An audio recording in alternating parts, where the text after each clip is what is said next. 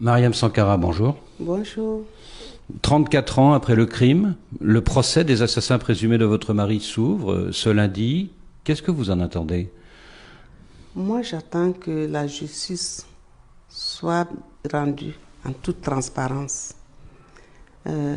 J'attends, comme les familles des autres victimes de ce 15 octobre, de connaître la vérité et que les accusés nous disent qui a fait quoi, afin que nous, les familles, le peuple burkinabé et l'opinion publique internationale soient édifiés sur ces assassinats qui ont complètement bouleversé la vie des familles et marqué le Burkina aussi.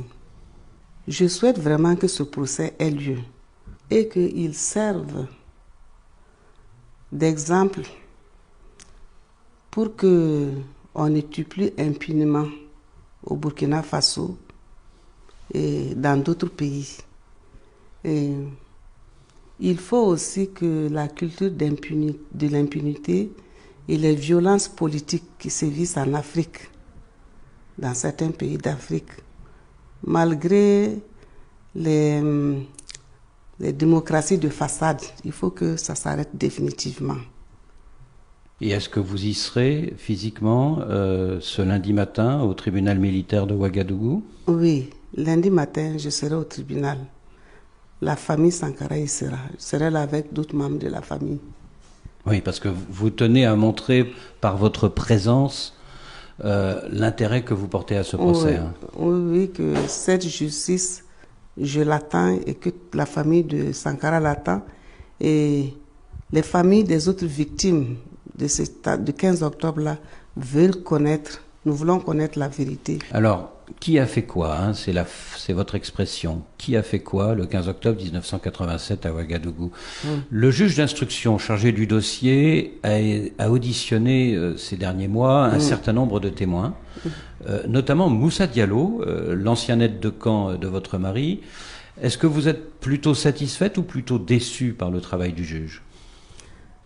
Je trouve que le juge a fait son travail, il a fait son instruction comme il faut. Il a fait son instruction comme il faut. Il a fait ce qu'il doit faire. Oui, en 5 ans, ça a duré 5 ans, mais il a fait son travail. Quand ce juge, après l'insurrection, quand ce juge a été nommé, il a fait un travail. Je crois qu'il a bien fait son instruction. À partir de ce lundi, devant le tribunal militaire, doivent être jugés 14 individus. Et parmi eux, et parmi ceux qui vont comparaître physiquement, il y aura Gilbert Diendéré, qui était à l'époque le bras droit de Blaise Compaoré. Oui. Qu'est-ce que vous attendez de son témoignage? Moi, j'attends qu'il dise la vérité. Il faut qu'il dise la vérité pour que la justice se fasse. Parce que depuis 34 ans, il fait des déclarations contradictoires. À certains, il dit Thomas Sankara voulait nous faire arrêter le 15 octobre au soir et nous avons dû prendre les devants. Et puis à d'autres, il dit je n'étais pas au courant, je n'ai donné aucun ordre à personne. Où est la vérité, à votre avis? Ah oui, il est impliqué, je ne doute pas de cela. Parce qu'il était vraiment un homme très proche de Blaise Compaoré à l'époque? Oui, d'après les révélations qu'on a et tout, on peut dire qu'il est impliqué, mais de toute façon, je pense qu'on attend que les juges et les avocats nous situent bien sur cette situation. Eux, ils sont mieux placés pour ça. Y a-t-il d'autres accusés qui vont comparaître physiquement à partir de ce lundi et dont vous attendez enfin un témoignage de vérité? Bon, tous ceux qui vont apparaître comme accusés, comme je vous ai dit, j'attends qu'ils disent qu'est-ce qu'ils ont fait, qu'ils nous disent qu'est-ce qu'ils ont fait exactement. Oui, mais s'ils décident de se taire, s'ils décident de ne rien dire? Bon, j'espère qu'ils ne vont pas se taire.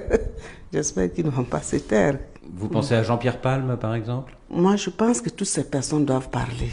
Ils doivent parler parce qu'on a beaucoup attendu, ils doivent parler. Alors, parmi les accusés qui ne seront pas présents, il y a Blaise Compaoré, qui était le numéro 2 du régime, hein, sous Thomas Sankara. Cette absence, qu'est-ce que vous en pensez? Moi, je regrette. C'est regrettable. Parce que pour avoir été responsable, même du pays, il devrait assumer ses actes.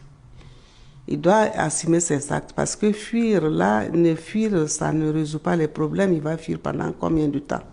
Il faut qu'il ait le courage d'assumer ses actes et de répondre à la justice burkinabé. Dans une lettre rendue publique il y a quelques jours par ses avocats, il dit que loin de tourner le dos à ses responsabilités, il appelle de ses vœux l'union nationale contre le terrorisme via la réconciliation nationale au nom des valeurs supérieures du pays. Mais la réconciliation ne peut pas faire obstruction à la justice. Il faut que justice soit rendue. Et non seulement lui ne sera pas là, mais ses avocats non plus ne seront pas là, puisqu'ils ont annoncé il y a quelques jours qu'ils boycotteraient ce procès, parce que selon eux c'est un procès politique. Mais il y a crime, hein. Il y a crime, il y a eu assassinat.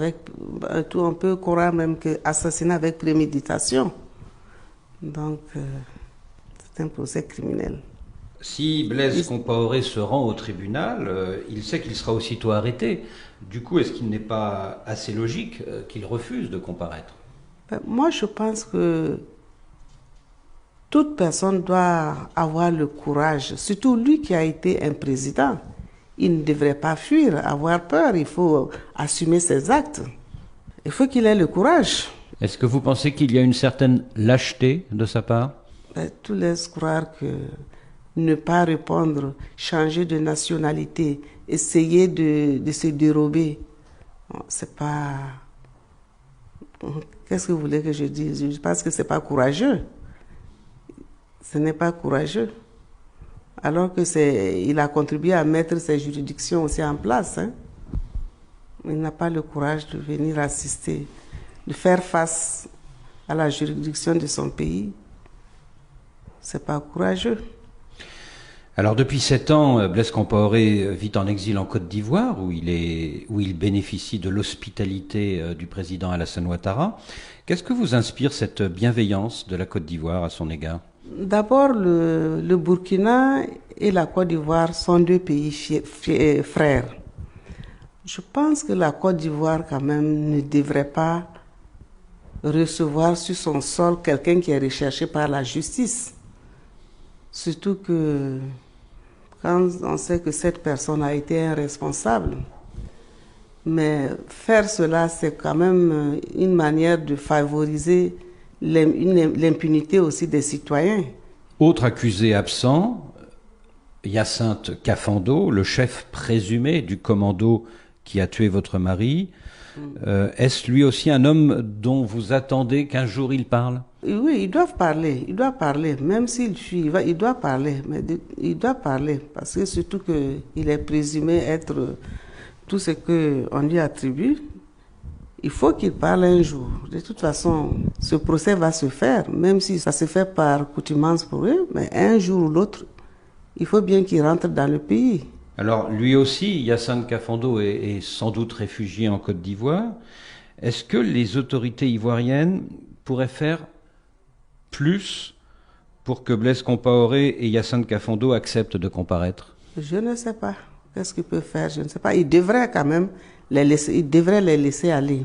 Parce que comme je dis, hein, c'est les garder, c'est favoriser, cautionner l'impunité des gens, ce qui n'est pas bon pour la Côte d'Ivoire. Depuis 34 ans, Mariam Sankara, beaucoup de Burkinabés et d'Africains soupçonnent le président ivoirien Félix Houphouët-Boigny d'avoir été le vrai commanditaire du coup d'État du 15 octobre 87 contre votre mari. Est-ce que vous partagez ces soupçons? Je pense qu'il devait être dans le complot quand même, après tout ce qu'on dit.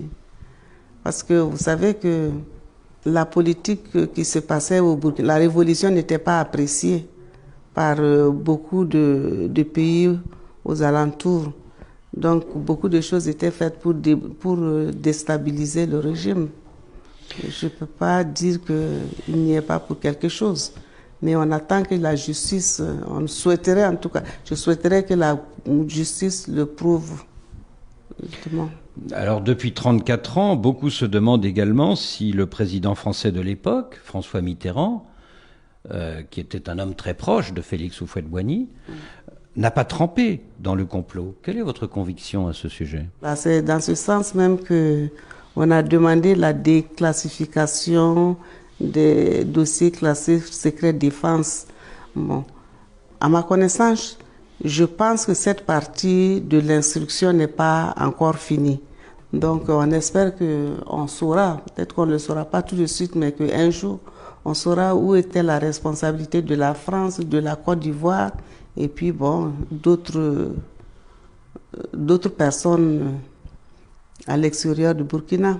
Il y a 4 ans, en effet, le jour de son discours de Ouagadougou, Emmanuel Macron s'est engagé à déclassifier tous les documents français concernant le coup d'État de 1987 et à les fournir à la justice burkinabé. Et depuis 3 lots d'archives sont arrivés à Ouagadougou. Est-ce que cela a déjà permis d'avancer ou pas?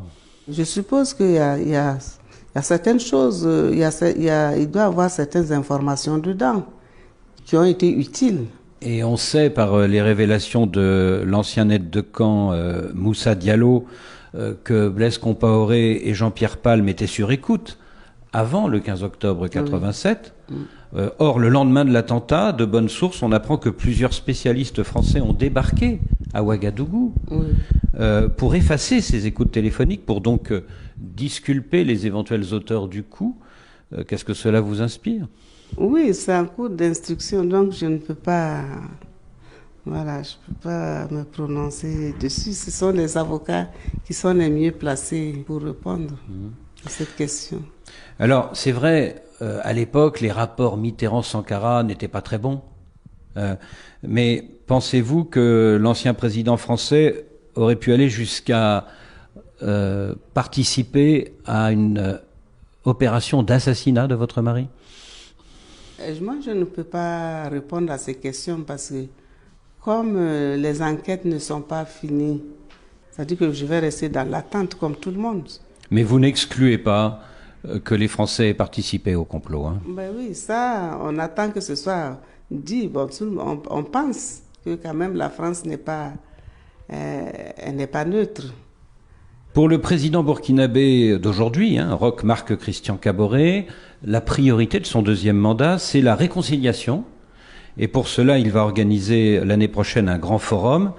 Est-ce que vous craignez que la réconciliation prime sur la justice? Je ne souhaite pas, comme j'ai dit, la réconciliation, et cette réconciliation ne doit pas faire obstruction à la justice.